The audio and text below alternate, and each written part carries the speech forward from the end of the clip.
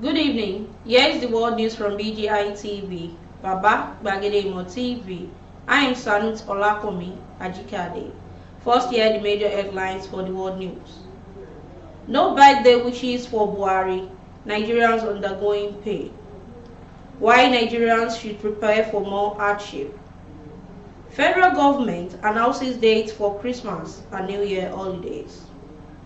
Zamfara residents blame federal government for high cost of living. Commissioner of Police Anambra State orders sentenced to prison. Nigerian college students spend 1.5 years in terrorist debt. 4 Boko Haram commanders surrender to Nigerian army in Borno. Now on foreign.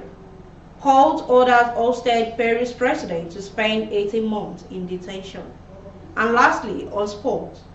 Nigerian Benin Republic jointly submit bid to co-host AFCON 2025. Now hear the news in details. A former aide to ex-president Goodluck Jonathan and social media influencer Reno Omokri has said he has no wishes for President Muhammadu Buhari because the latter has caused pains to Nigerians. Omokri made his note to Daily Post on Saturday in a statement entitled 80th birthday tribute to General Buhari. According to him, Buhari's president comes when Nigerians' debt program has surged. He said when the president came into office in 2015, the country was much better than it is today. Omokri urged Buhari to provide solutions to the country's myriad of challenges. He said it is rather for a bit coincidental that on the day General Buhari marks his 80th birthday, it was revealed that Nigeria is now one of the top 4 debtors to the World Bank. We are the 4th most indebted nations. Only India, Pakistan, and Bangladesh owe more than us. In 2015, Nigeria was rich and Buhari was poor. In 2022, Buhari is rich and Nigeria is poor. I see no reason to wish the person who achieved such an extraordinarily destiny a happy birthday. The report by the National Bureau of Statistics that about 133 million Nigerians live in poverty will be a recipe for a new dimension of hunger never witnessed in Nigeria. A civil society organization under the aegis of the International Human Rights Commission warned on Friday, while describing the report as a warning of a looming economic crisis in the country. The not-for-profit body stressed the need to government to empower people in the rural communities to reduce the rising poverty in Nigeria. The ambassador at large and head of diplomatic mission of IHRC in Nigeria, Dr. Duro Ezekiel, stated this during the presentation of food items and cash to over 150 low-income earners and persons with disabilities. The gift, which came ahead of the Christmas celebration, were to cushion the effect of the growing inflation.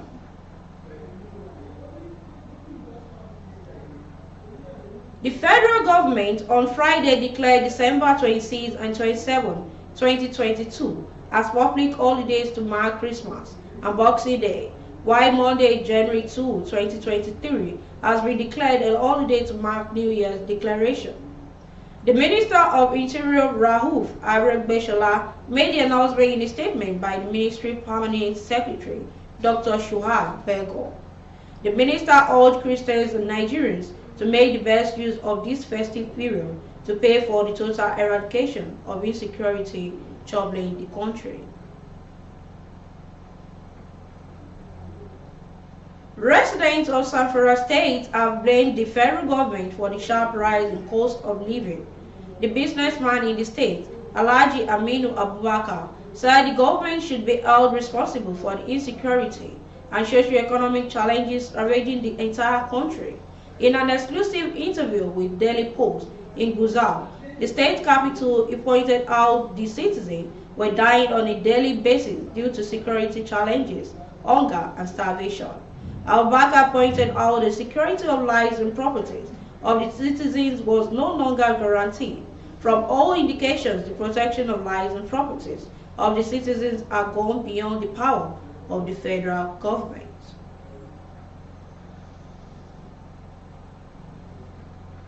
A Delta State High Court has sentenced the Anambra State Commissioner of Police, Echeng and Kingsley Umel, to prison over refusal to comply the order of the court to release a kidnapped child to his parents. In a suit number ACO/44/2021 filed before Honorable Justice C.O. Emefonier of Delta State High Court, the plaintiff, Pastor Henry Osa, has ordered the court to order the Anambra State Police Command to free his kidnapped child who was found in an orphanage home in Anambra State. Delivering the judgment on Wednesday, December 2022, Justice C.O. Emefonier ordered that the Inspector General of Police to arrest the Anambra State Commissioner of Police and Inspector Kingsley Umel and transport them from Anambra State to the Kwal Hospital, Delta State, within 1 week.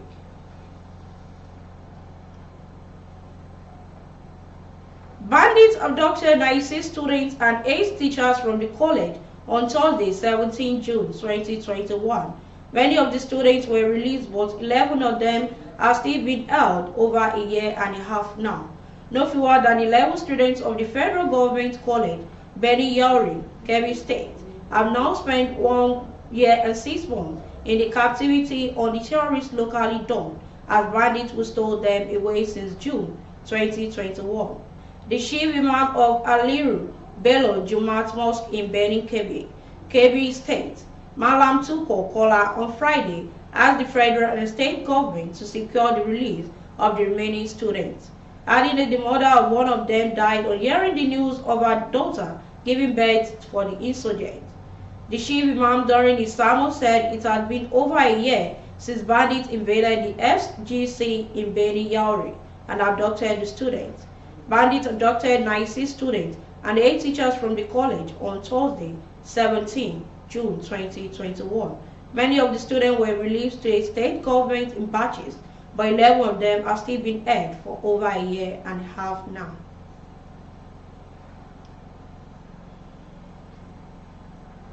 Four top commanders of the Jumat al-Sudan Legdawa Wajihad Boko Haram terrorist group have surrendered to the Nigerian army in Borno State. A counter-insurgency expert in the Lake Chad region, Zazazola Makama, disclosed this in a series of tweets. The commander identified as Malana Kai, tied to a governor, Abu Dahoud, Moduyali, and Bin Diska. They reportedly laid down their arms on December 12, 2022, to troops of Operation Adin Kai, patrolling Goza local government area of the state. The insurgents were thought to have not come out from Sambisa, where they had been hiding and waging campaigns of terror from the forest. In Twitter, the sources said they were former commanders of Abubakar Sheikh Kal as Indian camp, laid down their arms and moved on join Iswa in the Lake Chad after the invasion of Sambisa forest in May 2021, which led to the death of Shekau. Now on foreign. A judicial panel in the Peruvian Supreme Court on Thursday has ordered that the ousted President Pedro Castillo should spend 18 months in the custody. Castillo, who was initially jailed for 7 days, will remain behind bars as prosecutors continued their investigation into criminal allegations leveled against him. The ex-president was imprisoned and arrested on December 7 after lawmakers accused him of planning to dissolve the Congress. And lastly, on sports. Nigeria and neighbors Benin Republic have jointly submitted their application to co-host the 2025 African Cup of Nations. Guinea was initially scheduled to host the biennial competition, but the tiny West African nation withdrew due to lack of funds and facilities. According to the news, the two countries have now officially submitted their proposal to the Confederation of African Football. South Africa, Senegal, and Zambia have also submitted their bids to host African flagship soccer competition. CAF inspection team will visit all countries between January 5 and 25 to check their facilities. The continent soccer governing body will choose the country or countries that will host the competition on February 10 2023. And that concludes the world news for this hour. But before we go, here's some of the major headlines once again.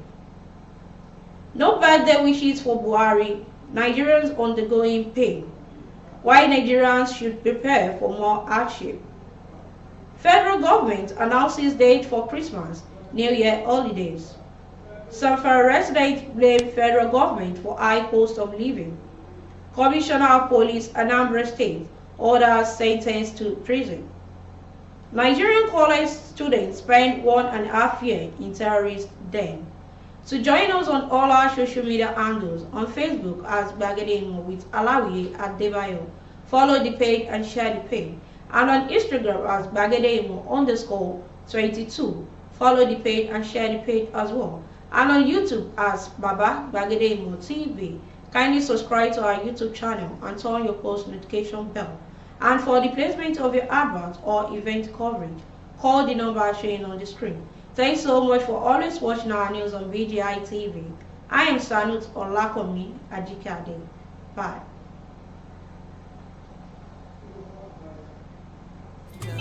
Oh, na, na, na, na. If you want to know what's going on in city, or you want to listen to the latest news and gist, no stress, oh, just tune to BGI TV. BGI TV, you're one in a million.